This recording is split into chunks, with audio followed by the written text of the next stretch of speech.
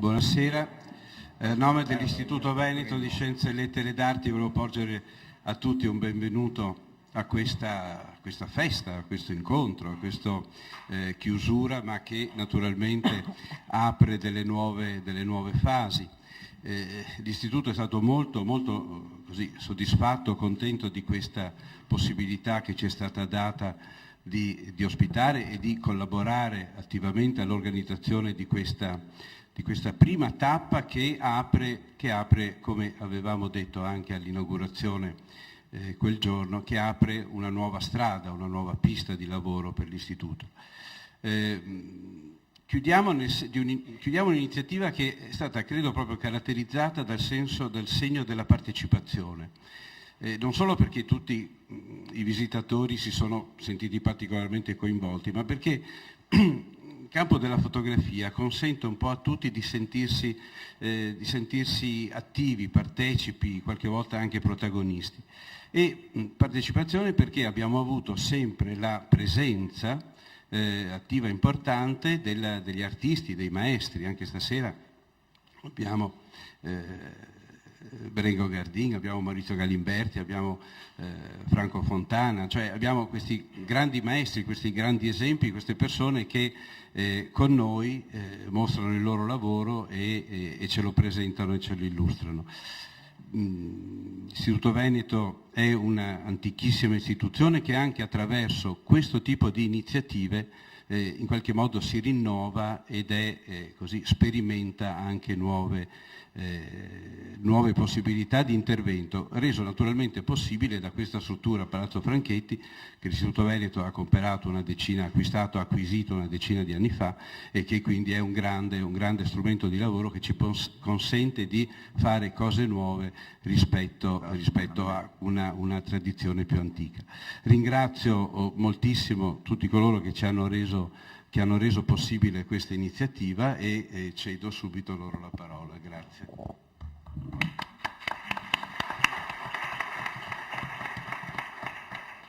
Allora, buonasera a tutti e benvenuti. Molto felice di vedere un pubblico così numeroso. Grazie a Sandro, al Palazzo, all'istituzione e grazie a Civita Tre Venezie che ha organizzato e coordinato tutte queste attività. Voi sapete che oggi in qualche modo noi l'abbiamo chiamato il finissage questa sera, perché abbiamo inaugurato queste due mostre appunto con una forte collaborazione tra la Casa dei Tre Oci e l'Istituto Veneto, con due mostre molto particolari, Gianni Berengo Gardin e Tre Oci, Maurizio Galimberti qui all'Istituto Veneto. Questo finissage però, come dire, io mi auguro che riesca ad essere anche un'occasione un po' frizzante, la vorrei definire così, per parlare di fotografia in un modo così un po' insolito. Mi piace come dire, annunciare qui che stiamo lavorando, ma insomma siamo in uno stadio molto avanzato per preparare anche già la prossima mostra qui all'Istituto Veneto e così insomma stiamo lavorando su un'ipotesi di mostra con Franco Fontana che è qui con noi e che saluto a grande affetto.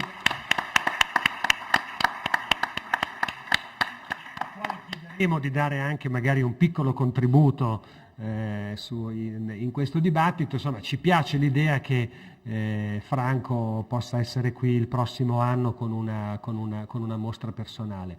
Abbiamo degli altri programmi anche sui Tre Oci molto importanti, prestigiosi, internazionali, insomma ve li comunicheremo, alcune cose sono già uscite.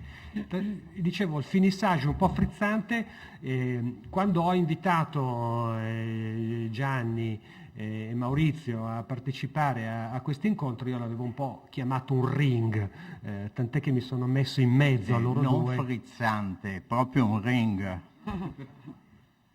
Quindi un incontro. Allora, per poterlo, diciamo, moderare, naturalmente abbiamo anche Benedetta Donato, che è la curatrice della mostra qui a Palazzo Franchetti e del libro, che ha curato tutto il progetto espositivo. L'obiettivo davvero è quello di mettere a confronto due stili, due sguardi, due storie, due generazioni di fotografi e di fotografie che in qualche modo come dire, si sono confrontati a distanza, uno alla Giudecca e l'altro dall'altra parte del canale qui al Ponte dell'Accademia, perché in un momento come questo, in un momento storico molto particolare della fotografia, ne parlavamo forse anche durante l'apertura della mostra di Maurizio, dove il mestiere di fotografo è un mestiere oggi un po' in crisi, un po' in difficoltà, perché l'editoria non è più in grado di accettare in qualche modo, di coinvolgere le molte proposte. Però dall'altra parte la fotografia ha un successo strepitoso. Non so chi di voi oggi ha visto i giornali, ma la copertina della lettura del Corriere della Sera è fatta dal nostro Massimo Vitali, che ha fatto una copertina apposta, voglio dire, cioè ormai come dire, la fotografia ha occupato palazzi meravigliosi,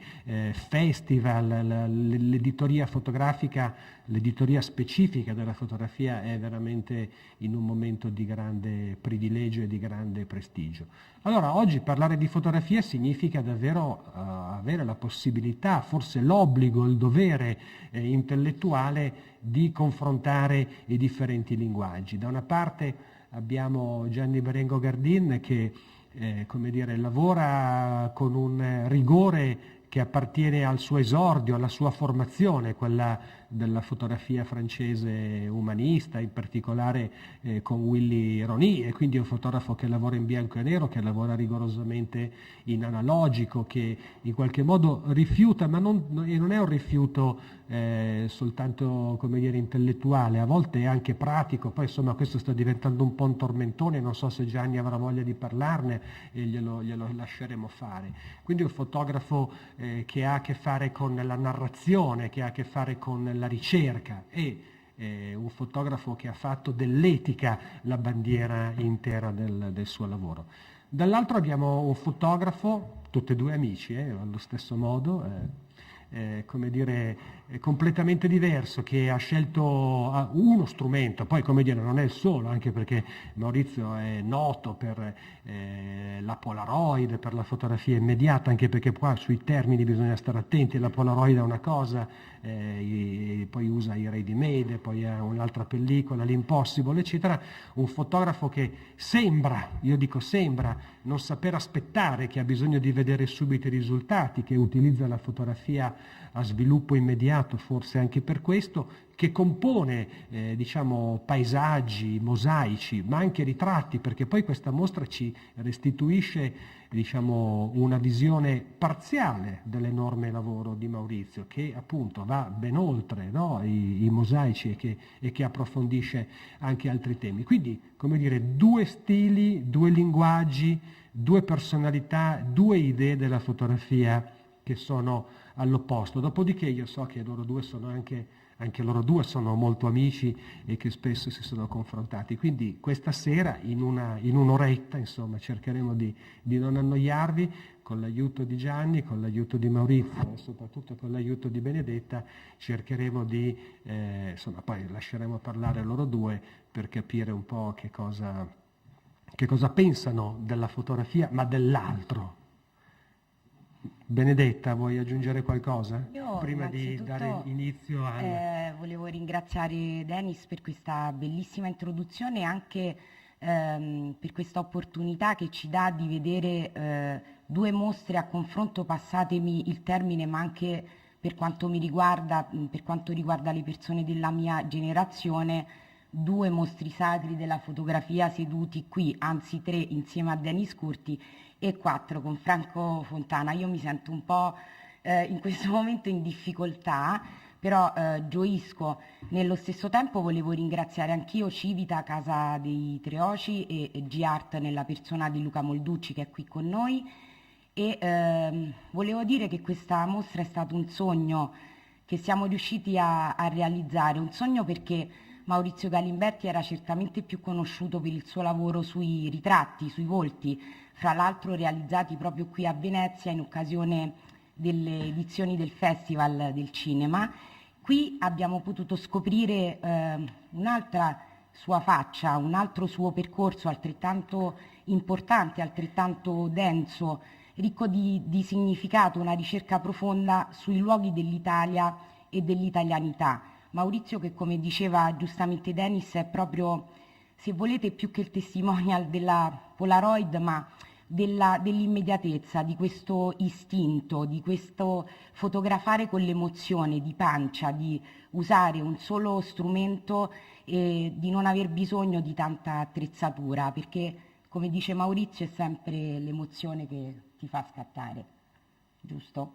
Dico bene? Giusto, giustissimo. Raccontaci tu in particolare. No, allora, innanzitutto vi presento Aspetta, perché lui dice che è più Sono vecchio. più vecchio, la precedenza, Ma per no? carità, per carità. Scherziamo. 83 anni per niente.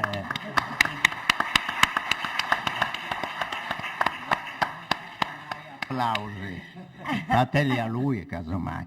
No, Dennis l'ha chiamato un ring, ma in realtà non è un ring, perché nel ring si confrontano o due pesi massimi o due pesi piuma. Tra lui e me c'è una differenza enorme, che lui è un artista, io sono un fotografo. Sono un fotografo, come dice Shanna. Non ci tengo a passare per artista, non sono un artista, sono semplicemente un fotografo, uno che documenta quello che vede. Sono un testimonio del nostro tempo. Quindi è un po' difficile paragonare le nostre due attività. Adesso puoi parlare.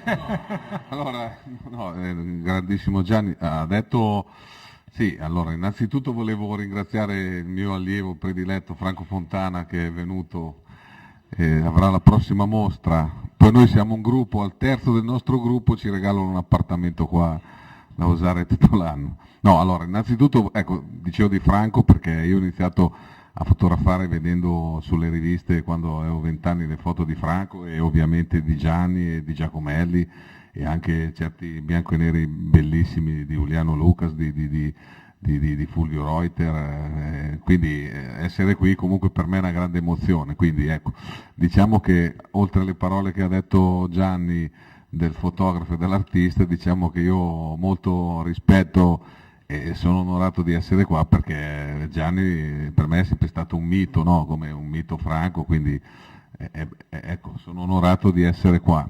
Per quanto riguarda il lavoro, diciamo che sì, il lavoro di quello di Gianni e il mio è estremamente molto diverso perché, come diceva giustamente Gianni, il suo lavoro proprio di reportage, di documentazione, mentre il mio è un lavoro dove comunque l'immagine che ne risulta è già comunque una forte trasformazione della realtà portata in una visione che sta sicuramente più con una contaminazione con la storia dell'arte che non con lo sguardo, con la fotografia. Poi però bisogna dire, ma cos'è che la storia dell'arte e la storia della fotografia comunque hanno tante cose che sono simili, no? Perché cambia solo, uno usa il pennello, uno usa la macchina fotografica, però c'è una fotografia futurista, c'è una pittura futurista, quindi sicuramente i nostri lavori sono molto diversi.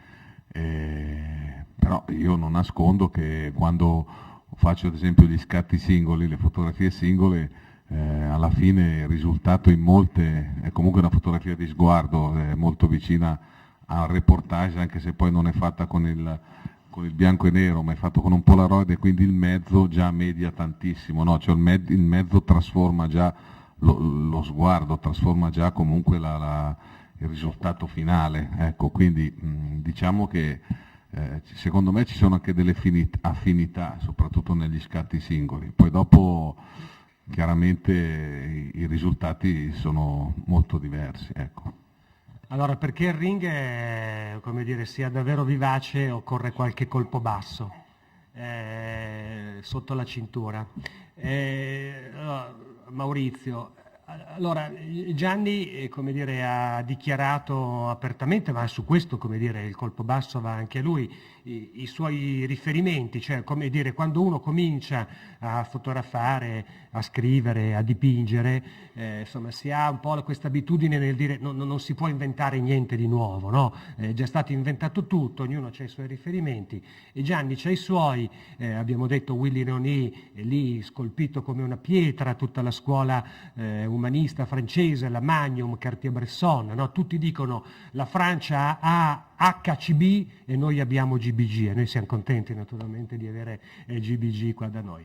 Dall'altra parte Maurizio, come dire, non è che si inventa nulla, questa peraltro è una cosa sulla quale so che Maurizio vuole dire, ma come dire, prima di te c'è stato Andy Warhol, c'è stata Sarah Moon, c'è stato David Hockney, forse più di tutti, che in qualche modo con le Polaroid ha fatto delle cose meravigliose, le piscine, le poltrone, gli stessi ritratti frammentati. In Italia Nino Migliori, lo stesso Franco Fontana, no? Che hanno... Ecco, allora, come dire, il ring è aperto, no? Da chi hai copiato? Hai copiato?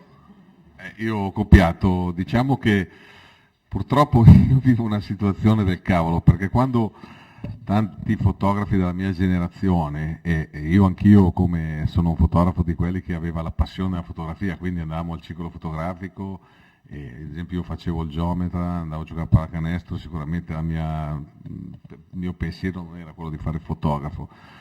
Però sicuramente, allora tanti dicono, lui usa la Polaroid quindi non è fotografia, perché il risultato finale probabilmente per tanti la Polaroid è un cioccolatino, una caramella, quindi si vede che faccio il pasticcere.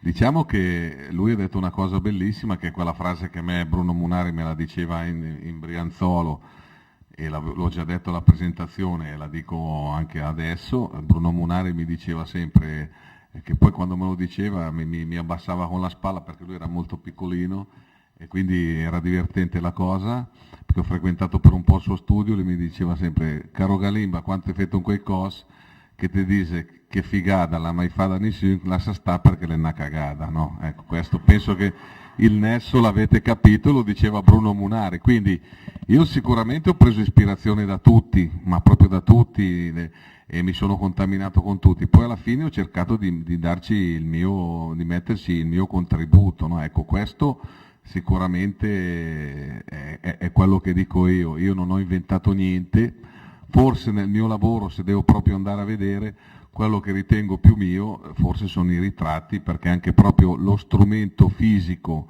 che si chiama collector, lo stesso Hockney non ce l'aveva, lo stesso Schifano non ce l'aveva, infatti se guardate i miei ritratti, quelli di Hockney sono lontanissimi. Poi lui comunque era bracchiano, cubista, c'è anche un testo che ha scritto lui molto bello. Io sono duchampiano, futurista, cioè io mi ispiro di più a Boccioni e a Marcel Duchamp, il nudo che scende le scale, tanto per intenderci ho la rissa in galleria, quindi salire e scendere.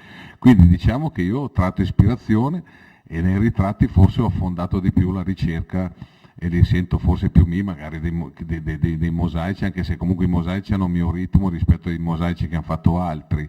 Poi non dimentichiamoci di Lucas Samaras, che è stato un grandissimo della Polaroid, e poi io mi sono molto ispirato ai mosaici che vedevo al Bauhaus, quindi io sicuramente non ho inventato niente, ma magari all'inizio ho copiato come fanno tutti e poi dopo gli ho dato la mia strada, perché è normale, no? Perché se no, ad esempio, mi tolgo un sassolino dalle scarpe quando dicono di Ghirri, però se andiamo a vedere le foto di Steven Shore e di Eggleston, anche lì c'è tanto spunto preso da Ghirri, quindi tutti hanno preso spunto da qualcuno, cioè, perché se no inventare non si può, ecco.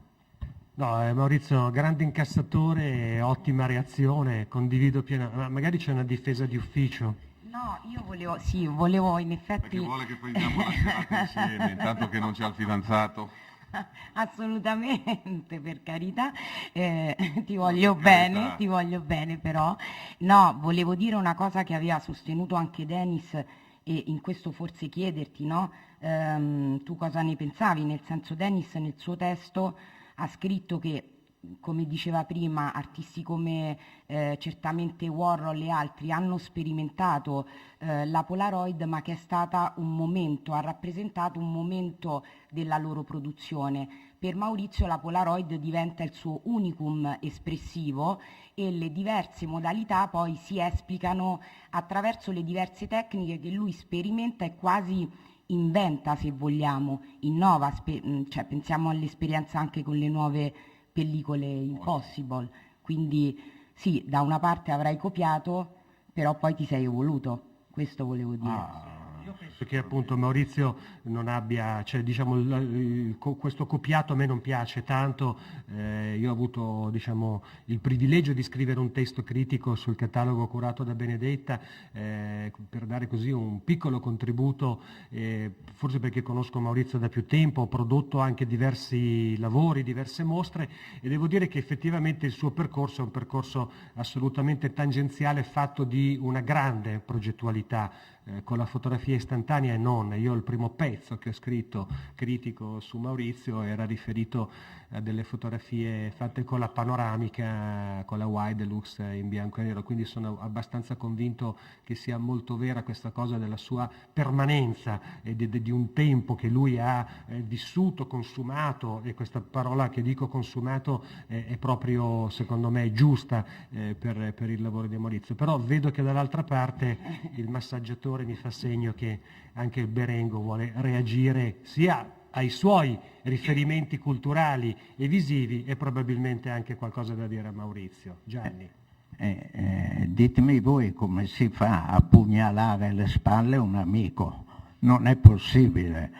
Allora, perché sia un ring, devo dire che mi piacciono molto i suoi Polaroid, anche se con l'intervento manuale non sono più delle fotografie, ma sono un'altra cosa, sono dei quadri, non so che cosa. Lui vuole fare dell'arte e quindi interviene anche manualmente. Però i Polaroid nudi e crudi che faceva agli inizi mi piacevano molto.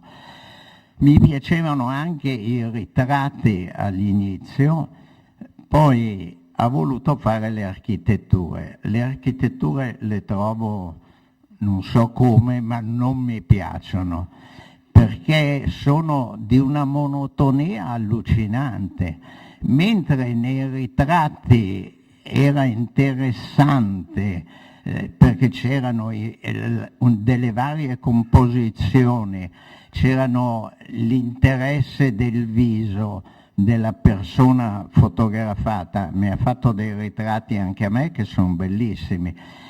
Poi per le architetture secondo me, anche perché le architetture le aveva fatto un suo maestro che qua non è nominato, che è Upedisano. Upedisano faceva delle architetture in bianco e nero fantastiche, secondo me superiori alle sue architetture. Ho detto abbastanza? Tutto, di sicuro Pedisano non è stato mio maestro, che perché non... No, è stato suo assistente, suo allievo. Non ho mai lavorato con Pedisano, quella lì è una palla Pedisano storica, peccato che non c'è qui Pedisano, perché allora la storia è che io, diciamo, quelli che mi hanno aiutato, quello che ho frequentato un po' di tempo, però anche lui non stava benissimo, quindi non è stato un grande momento, ho frequentato Nino Migliori a Bologna negli anni '80 e poi ho sempre incontrato Franco ai workshop che abbiamo iniziato a fare con la Polaroid nel '90, però io facevo ancora il geometra, quindi avevo l'impresa edile e quindi io non potevo fare la partita IVA, infatti anche con Polaroid dovevo fare le fatture, era sempre un casino. O Pedisano lo conoscevo perché era un fotografo di Milano e lo conoscevo, eravamo diventati, non dico amici, ma ho provato ad andare nel suo studio, abbiamo cenato assieme, mi ha scroccato anche tante cene, ma in amicizia, sono contento, peccato che non c'è anche la mia ex moglie, potrebbe dirlo, però io lo giuro sulla testa di mio nipote, non ho mai visto un mosaico di architettura di Pedisano, infatti quando li ho visti ho detto, anche perché lui ha cominciato a fare le foto con il bianco e nero staccato dopo che ha visto i miei ritratti, anche perché lui prima non ha mai fatto un mosaico. Se andiamo a vedere il suo archivio non ci sono fotografie prima del 92-93. Maurizio, basta di difenderti, quel genere. devi attaccare, No, ma io se dico, no, ma a me mi va bene, perché poi dopo la gente su di me dice quello che vuole, ma io Gianni ha detto delle cose, io le rispetto e io mi difendo, visto che siamo in un ring, mi devi difendo. No? attaccare. Però di sicuro, di sicuro non ho preso nessun spunto da Oppedisano, questo è poco ma sicuro. Io su questo, guarda, potrebbe venire qua Oppedisano, anzi lui andava in giro con il book sul mio nome. Cioè. Ma Gianni, però questa cosa diciamo dell'originalità, no? Quanto è presente nel tuo lavoro, quanto tu devi davvero ai tuoi maestri, ai tuoi riferimenti, da chi hai copiato, se hai mai copiato? Io non ho copiato, però mi sono ispirato a tutti i fotografi di reportage, non uno escluso. Poi ho trovato, almeno a quello che mi dicono, la mia strada. E quindi io non posso copiare, perché ogni volta il reportage, ogni volta cambia il soggetto, cambia la situazione, e quindi non ho potuto copiare, ma mi sono ispirato a tutti. Faccio una domanda a Benedetta che poi magari scivola agli altri. Io mi ritrovo un po' in una situazione, diciamo, un po' democristiana, per dirla. Voluto tu il ring, adesso fa marcia Bisogna indietro. accontentare tutti, del resto Avvicinarmi di lì. No, io devo dire la verità, non so chi di voi ha avuto l'occasione di andare a visitare la mostra di Jeff Wall a Milano, al PAC. È una mostra abbastanza curiosa, particolare, dove peraltro c'è un testo iniziale scritto da Gabriele Basilico, che abbiamo già ricordato la volta scorsa e che continueremo a ricordare con grande affetto, naturalmente, che dice una cosa abbastanza curiosa a proposito della fotografia di Jeff Wall, che, come giustamente dice Gianni, è un artista e non è un fotografo. E questo lui, come dire, lo accetta e lo dichiara. E a un certo punto Gabriele scrive che i fotografi sono interessati a creare, a cercare, a individuare un orizzonte visivo, cioè a trasformare diciamo, il loro lavoro in qualche... cioè l'importante è la visione. Dall'altra parte Jeff Wall, e da questo punto di vista, come dire, non dico un attacco, ma come un invito a una riflessione a quello che diceva Gianni, tra questa differenza tra l'essere artista e l'essere fotografo, e il curatore Bonami diceva, prendendo spunto da questa frase di Gabriele Basilico, che in realtà Jeff Wall è interessato alla riflessione che viene scatenata, che viene generata all'interno delle sue fotografie. Quindi perché sono tutte fotografie che sono frutto di una messa in scena. Lui costruisce le sue immagini, costruisce come in un teatro, no? In un palcoscenico, gli attori, le luci, e poi scatta una fotografia e dove il suo interesse è riflettere su quello che lui ha costruito. Per fare una sintesi massima in una serata come questo, possiamo dire che la differenza tra chi, come dire, produce immagini per il mondo dell'arte contemporanea è interessato a qualche cos'altro che non è un orizzonte visivo, mentre invece i fotografi sono profondamente interessati a creare una visione. Mi pare che qua abbiamo due esempi abbastanza precisi, distanti tra di loro, ma molto precisi. Allora, io penso...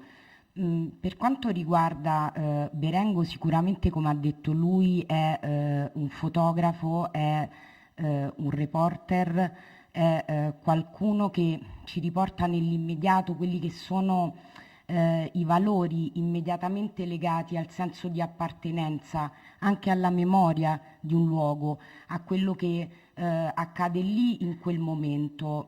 Per quanto riguarda l'artista, in questo caso Maurizio Galimberti, io credo che quello che traspare di più, parlo di Maurizio, non voglio parlare in generale, perché poi c'è sempre questo conflitto tra il fotografo come artista, poi l'arte tout court, poi il fotografo come reporter, quindi non voglio entrare insomma nei meandri di questo, che mi sembra un po' un tema troppo grande da affrontare adesso.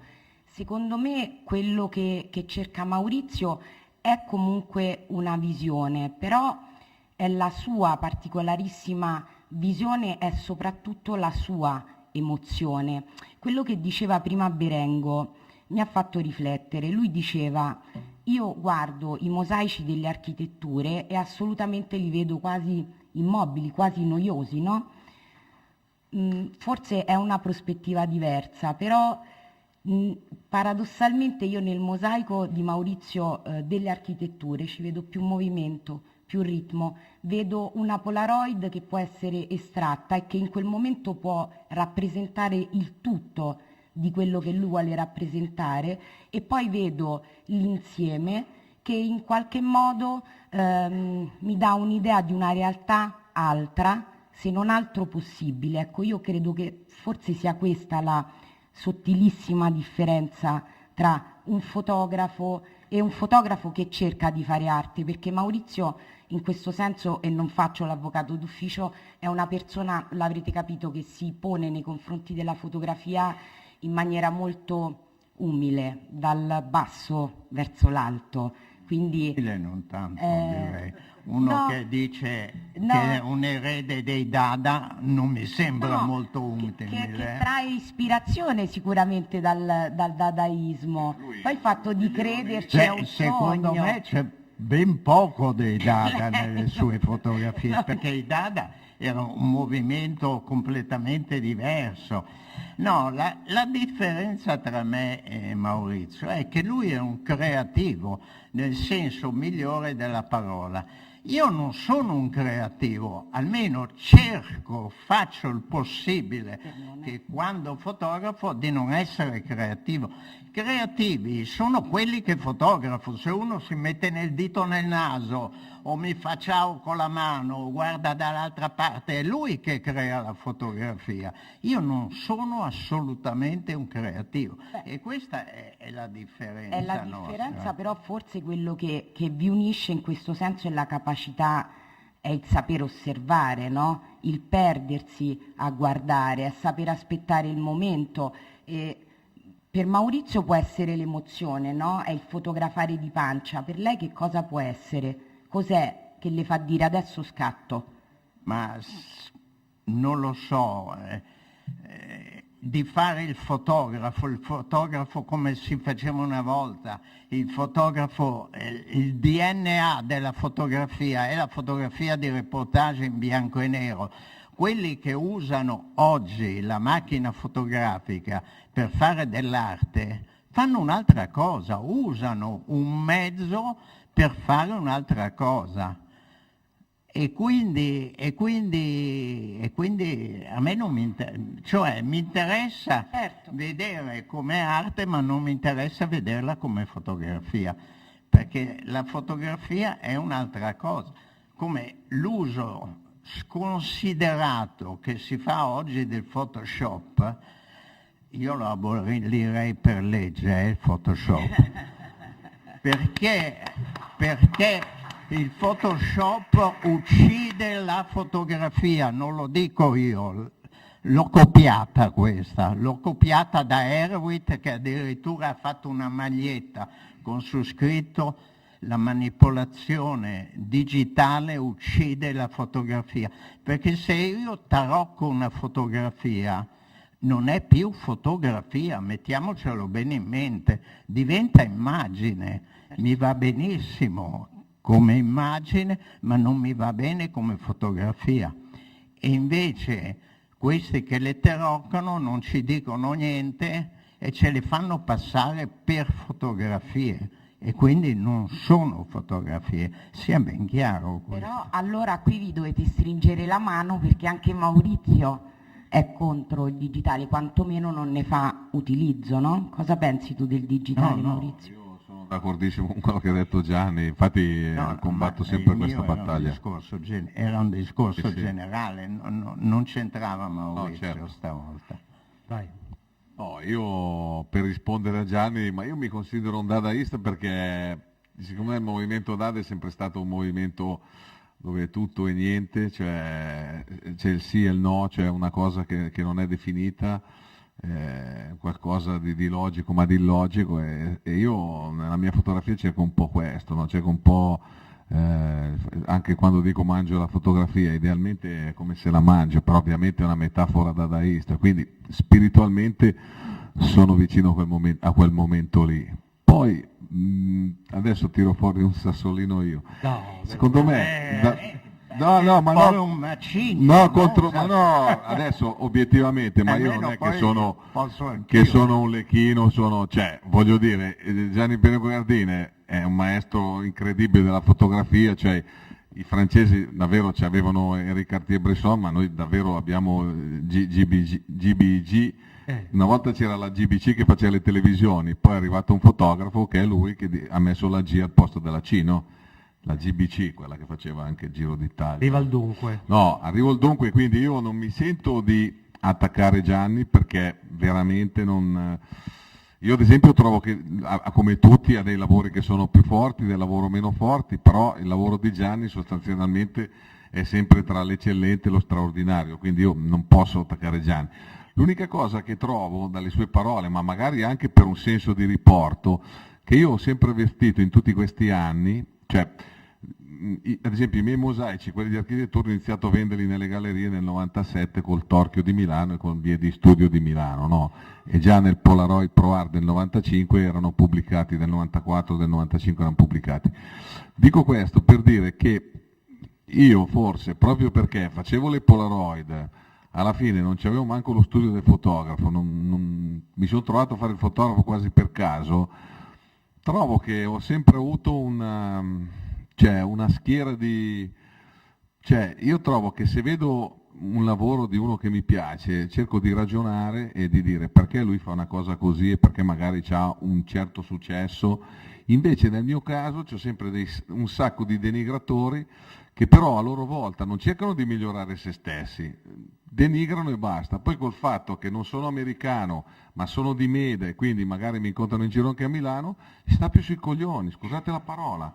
Perché ad esempio nel mio piccolo, 3 anni fa, sono andato a New York, ho fotografato Chuck Close, che non è proprio un cretino, e quando ho visto il mio lavoro mi ha detto se ci fosse stato, e c'era testimonial, quello che ha girato il video di GR, che potete chiederglielo, e ha detto se c'era vivo Andy Warhol ti avrebbe portato nella Factory perché questi mosaici sono proprio molto interessanti, e poi lui era veramente impazzito per i ritratti, infatti gli ho fatto il ritratto. De Niro, che anche lui penso che è uno che di fotografia capisca qualcosa, mi ha fatto fotografare tutta la famiglia e davanti al ritratto del figlio continuava a piangere, quindi secondo me io sono molto anche purtroppo attaccato per delle invidie stupide, non so perché io parlo sempre, cioè quel giorno che siamo venuti qua io avrei ritardato la mostra perché era morto Gabriele Basilico, che oltre che essere un amico è uno straordinario fotografo, maestro, quindi cioè io sono così, poi dopo tanti invece di ragionare ti attaccano, ti denigrano oppure si prendono delle cose che non ci sono perché non è vero.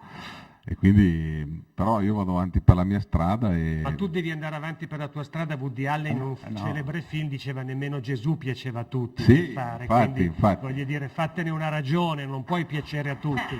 Quindi, come dire, No, ma qua lo il stesso problema è che discorso vale per vale me, per te. anch'io non Come piaccio no? a tutti. Certo, Ma ad ogni modo vorrei precisare che io non l'ho attaccato No, nel modo assolutamente. più assoluto, l'ho criticato. E Assolutamente. c'è una gran No, differenza assolutamente. tra attaccare e criticare, perché la critica, se è costruttiva, ben venga anche per me. Assolutamente, ma io sono assolutamente d'accordo con le parole di Gianni che ha detto adesso. Non è un ring allora. No, ma io, visto che si parlava, no, ad esempio 3 anni fa vado a vedere una mostra, allora mi tiro fuori un altro sassolino, vado a vedere una mostra di Ghirri di Polaroid, e scusate, cioè Ghirri, le sue Polaroid 50-60 erano straordinarie, altre fotografie Polaroid di Ghirri, se andiamo a vedere i libri, cioè se non le avesse fatte lui uno dice boh. Infatti lui non li aveva mai tirate fuori dal cassetto, poi siccome è morto, probabilmente non se l'aspettava, non aveva sistemato il suo archivio, e vado in un posto, mi dici sei venuto a vedere come si fa a fare i mosaici, perché praticamente avevano preso le foto del cielo e altre cose e non li avevano accostate uno all'altra, che poi mi hanno detto che era un'operazione che aveva fatto la moglie, no? E quindi, cioè, poi dopo, vabbè, siamo alla follia, quindi questa cosa qui mi fa capire che magari su tante cose io sono un po' così perché magari do fastidio, perché sono ancora vivo e vegeto, non sono americano e non uso neanche la macchina fotografica, perché il problema poi è questo qua, perché però ad esempio quando mi dicono delle Polaroid di Ghirri, cioè io non li comprerei neanche per 50 euro, ma perché mi fanno veramente schifo le Polaroid. I lavori suoi sono straordinari, le sue Polaroid 50-60 ne ho una e la tengo come una reliquia, sono straordinari, quindi cioè, poi dopo se muori ti beatificano, allora è meglio di essere criticati o amati da vivo. No, sono abbastanza d'accordo con Maurizio qua ci vuole su l'applauso, quello allora, perché... di Ghirri. Ghirri, c'è una differenza, come dice lui, nei libri e nelle opere. Devo dire che Ghirri, la prima volta che ha mostrato delle foto a qualcuno per avere un giudizio, le ha mostrate a Gabriele Basilico e a me, che eravamo al diaframma. Una sera è arrivata con ste fotine piccolissime e noi gli abbiamo detto: ma falle almeno un po' più grandi per vedere qualcosa. No, Ghirri è molto discutibile secondo me, perché ha delle cose ottime e delle cose pessime. Quello che ha rovinato Ghirri, che il giorno dopo che Ghirri ha avuto un po' di notorietà, tutti i fotografi italiani si sono messi a copiare Ghirri e Ghirri è stato distrutto, tra virgolette, da quelli che erano i grillini di allora, non di adesso, perché si è vista una marea di cose alla Ghirri che hanno sommerso il mercato, l'ambiente, e quindi è stato negativo, ma alcune cose era di una lungimiranza incredibile Ghirri. No, io volevo riportare un attimo l'attenzione sulla fotografia, Benedetta, perché allora intanto, vabbè, questo, come dire, Maurizio è un grande incassatore, quindi gli va riconosciuto questo, però io lo voglio dire in modo molto chiaro, facendo torto a Gianni, che comunque, voglio dire, nel bene o nel male, voglio dire, con tutte le differenze, voglio dire, cioè, Berengo, devi ammettere che lui è tra i grandi fotografi italiani, punto. Dopo ne parliamo. Maurizio, non hai bisogno di nessun riconoscimento, credimi. Sei un monumento e credo che questa mostra, questo evento e tutto quello che è stato fatto intorno a te, come dire, non hai bisogno di ulteriori riconoscimenti. Allora io non sono più d'accordo nemmeno con lui certo, se dice queste ovviamente, cose, perché ovviamente. Per me Maurizio è un grande artista, sì, ma io di questo non volevo è un fotografo. Ma infatti io di questo volevo parlare, perché se continuiamo a mantenere questi parametri e queste categorie, che con tutto il rispetto, ma anche, voglio dire, facendo autocritica, mi sembrano un po' superate, perché probabilmente ha ragione Gianni quando dice che la fotografia è il reportage, che la fotografia vera è la narrazione, come dire, io mi ricordo, cioè io lavoro tutt'oggi con i fotografi della Magnum, i reporter, e la loro ansia quotidiana è quella di vedere le loro fotografie pubblicate il giorno dopo.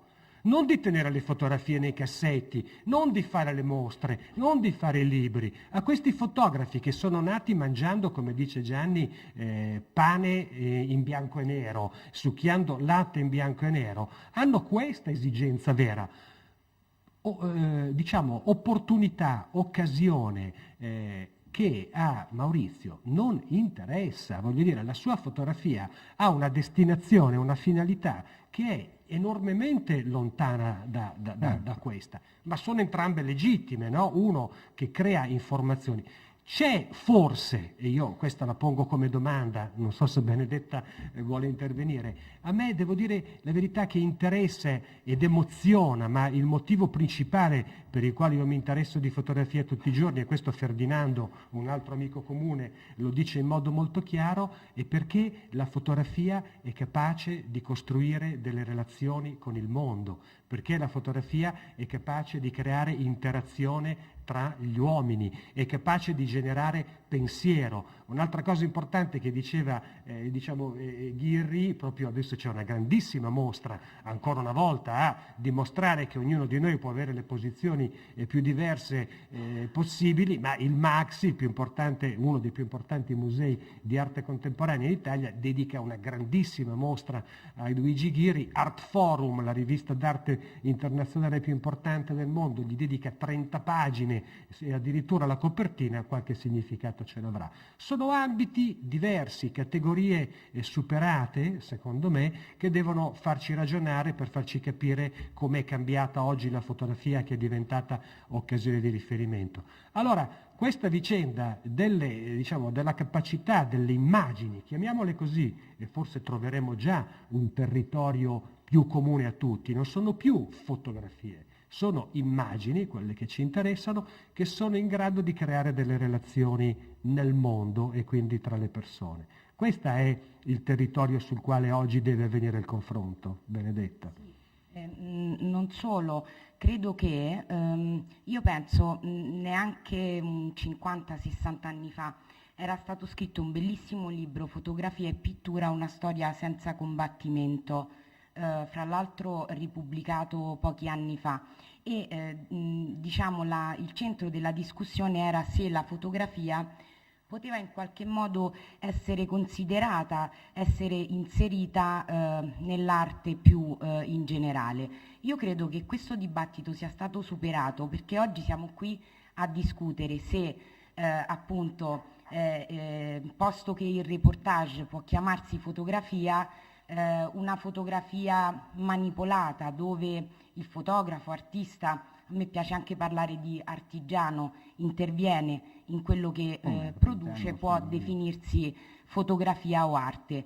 Sono d'accordo con Denis sul concetto che bisogna in qualche modo approcciarsi a questi prodotti come a delle immagini, e soprattutto che non solo la fotografia è in grado di creare relazioni, ma il presupposto da cui muove il fotografo, perlomeno dal mio punto di vista, quindi posso sbagliare, io non sono una fotografa, feci un corso di fotografia con dei risultati pessimi e quindi lasciai, diciamo così, questa strada, ma più che altro perché mi interessava capire, visto che volevo fare il mestiere del curatore, da cosa muove il fotografo, sia esso fotografo di reportage, quindi puro, quindi che sta in trincea, che sta sulla strada, sia quello che forse sta lì, si mette sulla strada e però ha un tempo di osservazione più ampio, oltre alla situazione cerca poi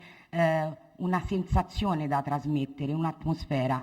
Io paradossalmente penso che anche se muovano da presupposti diversi, poi un'immagine di Maurizio Galimberti e un'immagine di Berengo Gardin alla fine trasmettano questa atmosfera, questa ricerca, questa comunque anche immediatezza, allo stesso identico non modo, ma nella stessa identica frequenza, intensità. Ecco, io in questo trovo una similitudine in tutti i tipi di produrre immagini, se non vogliamo parlare di fotografia, perché magari poi ci muoviamo in un territorio, quindi credo sia questo poi che unisce, no?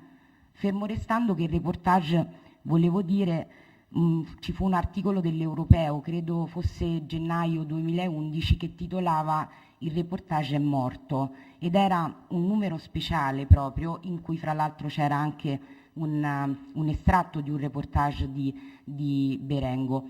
Io piuttosto, e non so se qui Denis sposto troppo l'ambito di conversazione, non credo che il fotoreportage sia morto, e credo che c'è stata un'evoluzione tale nello scambio, nella veicolazione delle immagini di reportage talmente alla velocità della luce, talmente reperibili in maniera troppo immediata. Anche io oggi posso scattare in Siria un'immagine e documentare in quel momento quello che sta accadendo, ma non per questo io sono un fotografo di reportage, tantomeno al pari di Berengo Gardin. Io credo sia questo che un po' oggi forse può mettere in crisi il reportage non è morto ma è moribondo, bisogna dire la verità, perché ormai i giovani non fanno reportage perché non possono vivere col reportage. Allora fanno i biglietti da visita con su scritto fotografo artista o artista fotografo. Prima di tutto perché tanti scrivono nel biglietto da visita photographer, perché se scrivessero fotografo devono aprire la partita IVA e devono legalizzare la loro posizione, mentre se scrivono photographer possono fare quello che vogliono.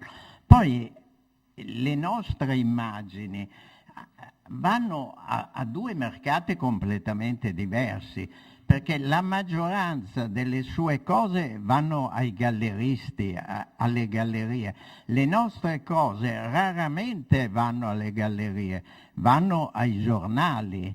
E quelle foto che io vendo a 150-250 euro, le sue, un gallerista le vende non so a quando, ma perlomeno a 10-15 mila euro. Quindi c'è questa differenza anche, che sono due mercati completamente diversi. Fontana dice di no. Per fortuna tua, sfortuna mia.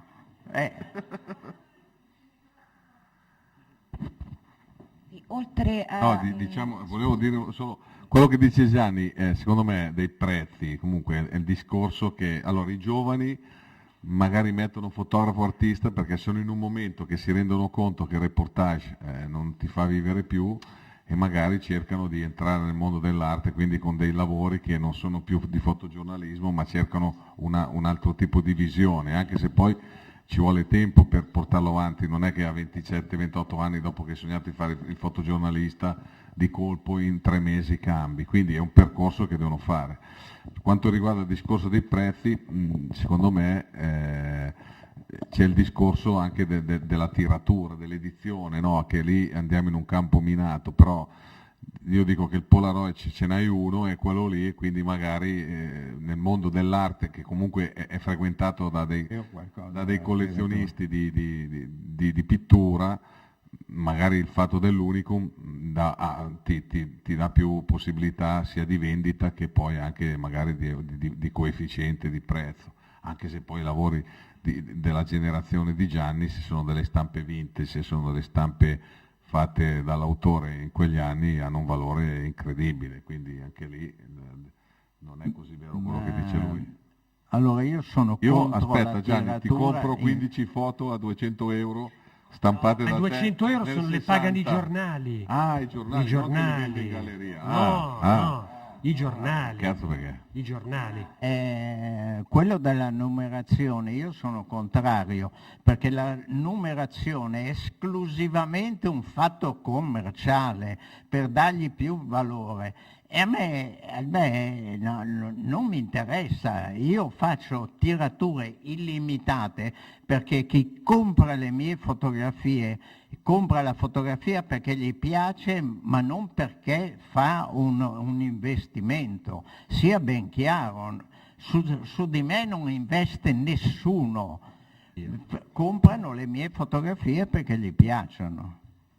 Franco, ti hanno dato il microfono, devi...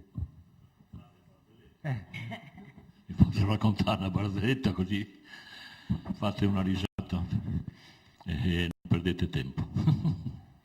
No, cosa vuoi che ti dica? Sono tutto attento a quello Serve che un dicono, giudice- sono d'accordo con uno con l'altro, sono d'accordo con Berengo che dice che le fotografie non verrebbero numerate, perché la fotografia è una storia seriale. Seriale vuole dire che esiste un negativo, una matrice. Se io vado a comprare la Divina Commedia con 5 euro, non chiedo quante copie ce ne sono, o la nonna di Beethoven, no? La fotografia, per una ragione di mercato, è fatta dai galleristi, se non c'è una numerazione nessuno compra una fotografia. Esatto. Ma quello non l'ho mica inventato io sono ben contento che vadano numerate, sono uno di quelli che le numero, mi sono datato a questa storia per forza di cose, però la situazione rimane sempre quella. Il mercato c'è, per fortuna, noi italiani siamo alla Cenerentola della situazione, perché se pensi l'equivalente, non so, di un Galimberti americano costa 100 volte tante, o un Berengo Gardino, anche me stesso, no? Se tu vedi l'ultimo paesaggio di Gursky, sembra una brutta copia di un mio paesaggio, è costato 4 milioni di dollari. E allora di chi è la colpa? Mia? No, però è anche vero che diciamo un vintage di Gianni è stato battuto in asta, 21, non certo non so, per sua volontà, ha 21.000 ha fatto 28.000 euro. 28.000 euro, Sì, vabbè, Ma butta lì. non li ho beccati io, l'ha presi il mio collezionista che me l'ha comprata a 300.000 lire o 30.000 lire, non mi ricordo Però diciamo più. quello del mercato è una questione che ci porta un po' lontani, nel senso No, che ma questo qua è stato un caso raro. due perché- foto comunque a quella cifra, non una. Due erano. No, l'altra era di De Ah, di De Biasi. Biasi. Ma perché al massimo arrivano a 3, 4, 5.000 lire, 5.000 euro le foto vintage, non le modern print. Ma sì, ma anche quando si vede la fotografia, è chiaro, dietro alla fotografia c'è anni e anni di lavoro, Certo. di pensiero, di storie, quindi finché si parla di 3-4 mila euro, capisci? Sì, Va però è anche benissimo. vero che non è che può essere il mercato a determinare il No, valore no. di un fotografo o di una carriera o di un percorso. Mi pare che appunto diciamo, il mercato è una piccola parte che può entrare diciamo, nella sfera, nell'importanza di un fotografo. Devo dire che in questo caso, anche per quanto ti riguarda, è vero che c'è una storia, una carriera, pubblicazioni, mostre, eccetera, c'è una vita e poi c'è dietro, anche il mercato. Questo, Sì, ma è questo chiaro che vero, c'è ma anche il mercato. non c'è solo quello. Visto che c'è il microfono in sala, se c'è qualche domanda, perché sono le 7:05, non volevamo andare lunghissimi, siamo curiosi di sentire dal pubblico, là in fondo, soprattutto se c'è un vincitore di questo scontro, forse... No, non voglio essere io il vincitore, siamo alla pari. Alla pari. Ha una storia Buonasera. senza combattimento, secondo me. Prego. Più che una domanda è una riflessione che Prego. butto lì. Io credo che più che un ring questa sia un'alcova, perché tutto sommato sia Berengo Gardin che Galimberti fanno lo stesso lavoro, perché non è vero che Berengo Gardin sia solo un fotografo, perché la componente d'arte nella fotografia di Berengo Gardin è il bianco e nero, che è estranea alla realtà, e quindi è molto più vicino all'arte la fotografia in bianco e nero di Berengo Gardin come astrazione, la stessa astrazione che per altri versi fa Maurizio Galimberti. Quindi poi se pensiamo in questa sala, non so quante centinaia di persone ci sono tutti fotografi, perché abbiamo tutti un cellulare, quindi siamo tutti pericolosamente fotografi. Quindi questo è un complimento che faccio, non ne ha bisogno. È un complimento che faccio a Berengo Gardin, però mi sembra anche astratto, oggi come oggi, fare queste diversificazioni fra arte e fotografia, eccetera. La fotografia da sempre è stata la Cenerentola dell'arte, no? Se pensiamo alla storia della fotografia. Felice Beato acquarellava le sue foto seppiate, quindi cos'era? Quindi è un'alcova, una bella alcova, quindi penso anche ci sarebbe da dire molto anche sul fatto del Photoshop. Si usano degli strumenti, gli artisti, i fotografi usano degli strumenti. La mia provocazione potrebbe essere questa: dare una pellicola a colori a Berengo Gardin e un pennello a Galimberti e vedere se Galimberti è veramente un dadaista con un pennello in mano e una matita, e se Berengo Gardin è un fotoreporter con una pellicola a colori. Bene, grazie.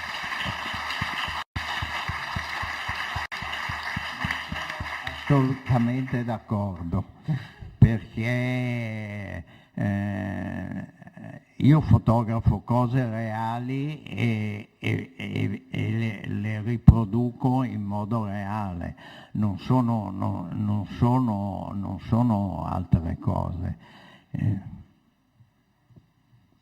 Però credo sia la sua personalissima e molto poetica modalità di vedere e di riportare la realtà. Non a caso una sua foto non può essere riprodotta da nessun altro fotoreporter o artista, c'è della poesia. Per me le sue foto sono arte, poi riconosco che il genere è quello del fotoreportage, però per me le sue foto sono arte. Ma anche per Italo Zanier sono arte le mie fotografie, ma non per me. È quello l'importante. No? So, se un critico dice la sua fotografia è un'opera d'arte, vabbè, mi va anche bene, ma però io nelle mie intenzioni è non fare dell'arte, fare del realismo, riprodurre, l'ho detto prima, testimone del nostro tempo. E mi va benissimo esserlo. Scianna di solito no, risponde adesso, artista sarà lei, sì, vero? artista No? Quindi... sarà lei. Dico una cosa di più adesso. Adesso mi faccio nemici metà dei fotografi che ci sono in sala e lui. Io non dico che non sono un artista per umiltà, lo dico per presunzione, perché la fotografia di documentazione secondo me è più importante della fotografia d'arte, non dell'arte. Ma questo della velatamente si era fotografia capito. d'arte. Perché fra 20 anni le nostre foto di documentazione saranno ancora più importanti, perché racconteranno come eravamo nel 2000. Mentre metà delle fotografie dei cosiddetti artisti fotografi nessuno se ne ricorderà più. Bene.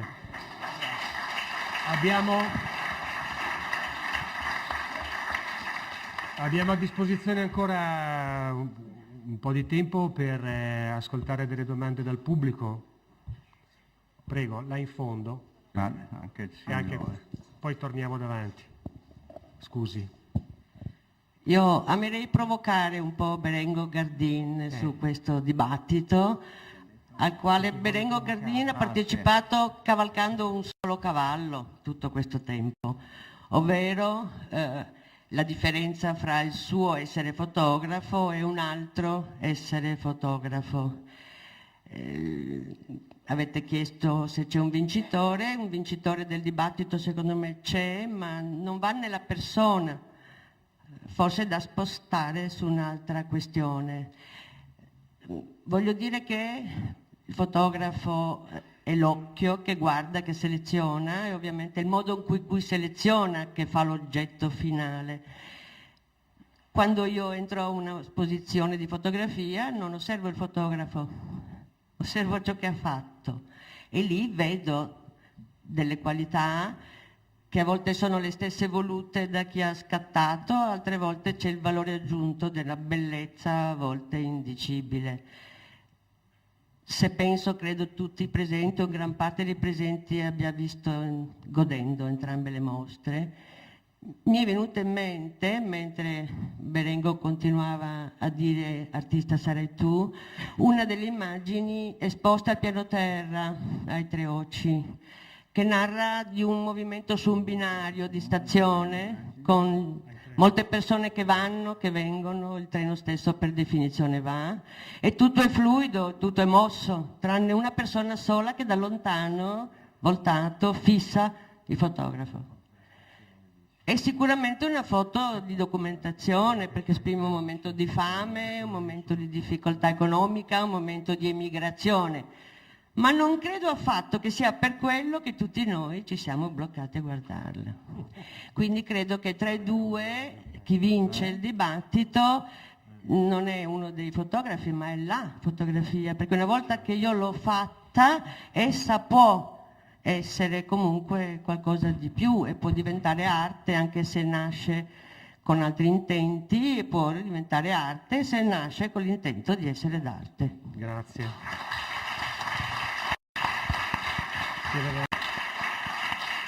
Grazie. Forse raccogliamo qualche altra domanda. Chi è che aveva alzato la mano? Il signore? Il signore. Ok. Ha un microfono però. Volevo solo chiedere questo, soprattutto a Maurizio. Le vostre opere d'arte sono interessantissime, ma io sono legata al concetto originario di estetica. Quando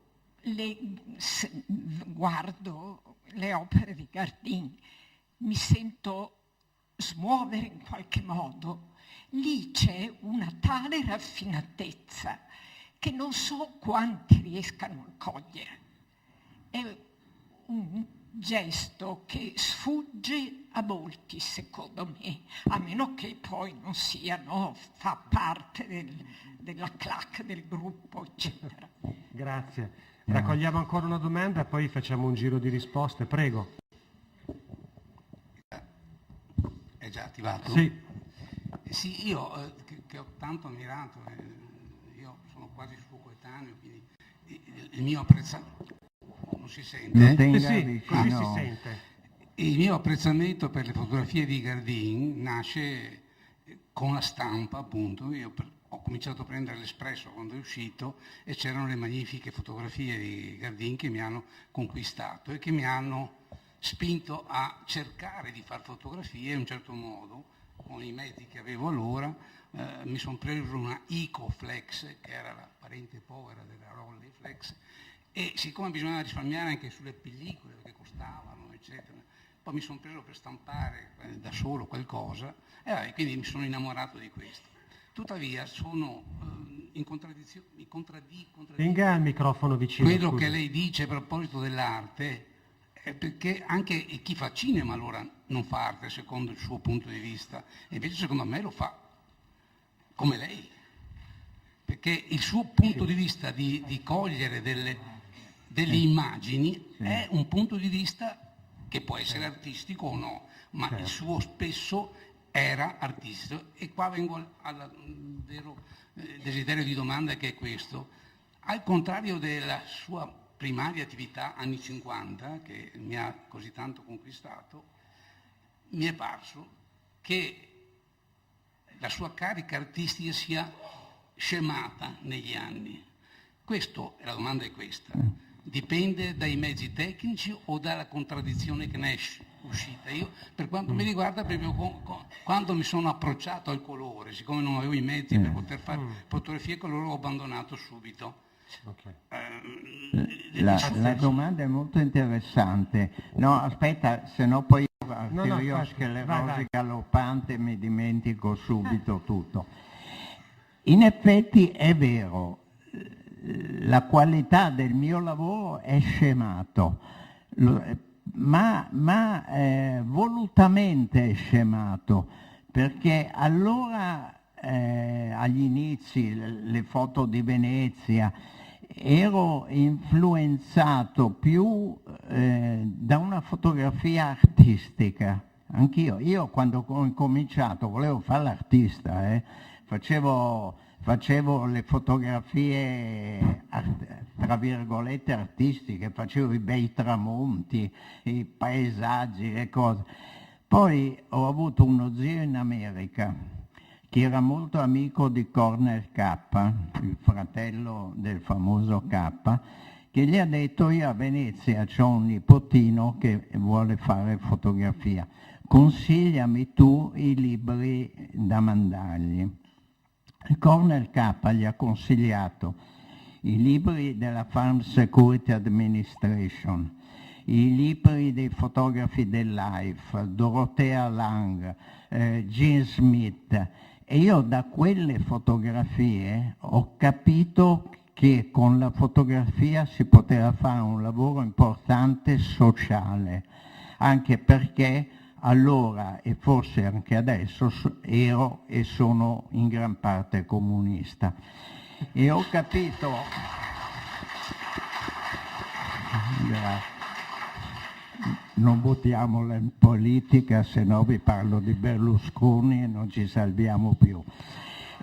E quindi ho capito che con la fotografia si poteva fare un lavoro importante e le mie foto forse sono diventate meno raffinate ma più sociali, come i lavori con Basaglia, con Zavattini, con l'ultimo lavoro sugli zingari. E quindi probabilmente sono meno poetiche, meno belle, però secondo me hanno più impatto sociale. E quindi sì, sono senz'altro scemate, non di qualità ma di intenti, diciamo. Maurizio? No, forse voleva rispondere lei alla domanda. Io volevo anche riagganciarmi per rispondere alla domanda della signora sulla... lei parlava di raffinatezza estetica rispetto all'osservazione di un'opera di Maurizio Galimberti. Adesso Berengo Gardin ha detto una cosa fondamentale, parlando proprio di quelli che sono stati i precursori, coloro che hanno posto le basi per la fotografia sociale, la funzione sociale della fotografia, il dover raccontare, il voler documentare, riportare. Allora, qui secondo me abbiamo proprio due esempi, non di come si sia evoluta la fotografia, ma delle funzioni che può assumere. In una fotografia di Berengo Gardin, lei è in qualche modo educata, abituata a riconoscere quella funzione sociale. Una riflessione ad esempio sul reportage della vita degli zingari è immediata. Per quanto riguarda invece la fotografia, in questo caso abbiamo come esponente Maurizio Galimberti, ma ce ne sono tanti altri, un'altra funzione è quella dell'educazione all'estetica, cioè di un concetto estetico che si evolve e che è in qualche modo basato su valori, sulle nostre esperienze che non solo interiori ma anche visive, per cui un'educazione alla visione di opere come quelle di Maurizio secondo me la porterà in futuro ad avere quell'immediatezza che lei oggi ha con le fotografie o opere, come preferisce Berengo Gardin che vengano chiamate, identica. È una questione di abitudine, di lasciarsi trascinare, lasciarsi anche educare. Ecco, secondo me è un divario forse anche a livello temporale. Berengo Gardin scatta da molti più anni rispetto a Maurizio e magari se poi le va, non so se è possibile, potremmo rifare un giro insieme, no? Per rivederla insieme e magari così trasmetterle quelle che sono i miei valori e che in qualche modo hanno reso una comprensione più immediata. Però non deve pensare che l'estetica sia raffinata nel senso allora io non lo capisco, non ci posso arrivare. No. La raffinatezza è un'evoluzione, è una ricerca. Quindi bene, io volevo, ho risposto alla tua domanda. Io volevo intanto ringraziare tutti perché insomma è stata una serata a mio parere molto appassionante e divertente. È vero, forse il vincitore di questo scontro è davvero la fotografia. Perché abbiamo fatto lo scontro per far piacere a Dennis.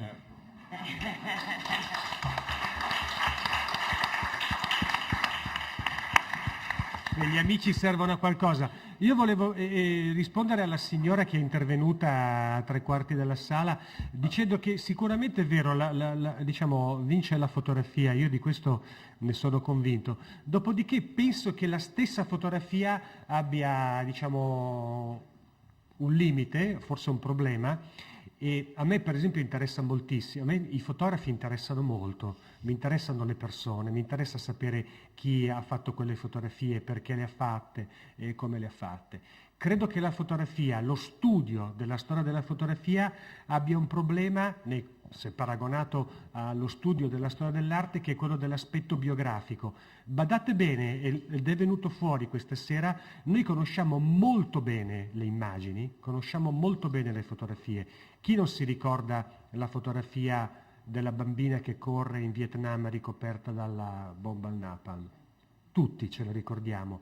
Chi non si ricorda della fotografia di quella sospetta spia Viet Cong che viene giustiziata per strada con una pistolettata alla tempia? Ecco, io chiedo a voi, forse qualcuno lo sa, chi sono gli autori di queste fotografie? Probabilmente meno della metà della sala sa che siano di Hart e di Eddie Adams, proprio perché nel mondo della fotografia, nello studio del mondo, l'aspetto biografico è assolutamente in secondo piano. Se io dico Guernica, ho detto un sacco di cose. Dico Picasso, dico la sua biografia, dico il suo carattere, dico le sue preferenze estetiche in fatto di vestire, voglio dire, entro addirittura nel gossip. Ecco, la fotografia, come dire, va studiata e ha bisogno di un processo di sistematizzazione che molti, noi compresi, abbiamo cominciato a realizzare, ma che è un processo ancora molto lungo. Quindi sicuramente la fotografia, ma sono veramente importanti i fotografi. Nella dimensione del ruolo sociale a cui ha fatto riferimento Gianni, nel senso etico e anche nel senso di una forza, diciamo, estetica e nella volontà, a mio parere importantissima, di Maurizio, di riscrivere per l'ennesima volta il vocabolario che ci consente di leggere la fotografia. Grazie a tutti, davvero.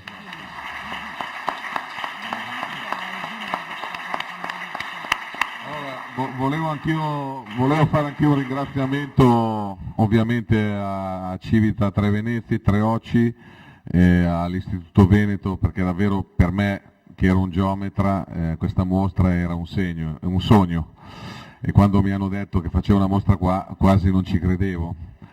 Volevo ringraziare in particolar modo Giarte e Luca Molducci, che sicuramente è stato quella persona che assieme a Dennis e a Benedetta ha creduto molto in questo progetto e ha fatto sì che oggi siamo qua. Poi ho saputo anche che questa mostra interessa, forse verrà esposta a Londra e a New York, quindi meglio di così non poteva andare. E volevo dire anche un grazie a Franco Fontana e a Gianni Berengo Gardin, che sono due grandissimi maestri, che senza le loro immagini non sarei stato qua. Ecco, grazie.